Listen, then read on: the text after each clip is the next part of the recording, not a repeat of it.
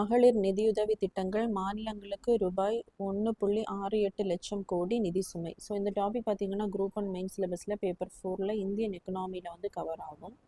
So இந்த மகளிர் நிதி உதவி திட்டங்கள் இப்போது தமிழ்நாட்டில் பார்த்தீங்கன்னா மகளிர் உரிமை தொகை அப்படின்னு 1000 ரூபாய் கொடுக்குறாங்க. அதே மாதிரி இந்தியாவில் பார்த்தீங்கன்னா 12 மாநிலங்களில் வந்து இந்த மகளிருக்கு நிதியுதவி திட்டங்கள் வந்து வழங்கப்படுது. ஸோ இதனால் 1.68 லட்சம் நிதி சுமையானது அதிகரிக்கிறது அப்படிங்கிறத வந்து PRS லெஜிஸ்லேட்டிவ் ரிசர்ச் அப்படிங்கிற சிந்தனை குழு வந்து அவங்களுடைய அறிக்கையை வந்து வெளியிட்டிருக்காங்க.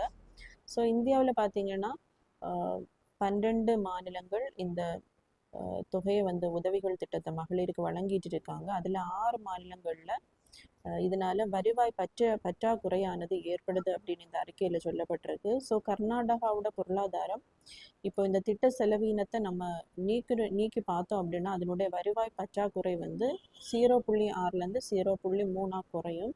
ஸோ அதே மாதிரி மத்திய பிரதேசத்தினுடைய அந்த வருவாய் உபரியை பார்த்தோம் அப்படின்னா இந்த திட்ட செலவீனத்தை நீக்கணும் அப்படின்னா 0.4லேருந்து 1.1 மேம்படும் அப்படின்ட்டு இந்த அறிக்கையில் வந்து சொல்லப்பட்டிருக்கு. ஸோ இந்த நிதியுதவி திட்டங்கள் எல்லாமே சமூக நலனை ஏற்படுத்தினாலும் மறுபுறம் ஒரு நிதி நிர்வாக அழுத்தத்தை ஏற்படுத்தக்கூடியதாக அமைந்திருக்கு அப்படிங்கிறத இந்த ஆய்வறிக்கையில் வந்து தெரிவிக்கப்பட்டிருக்கு.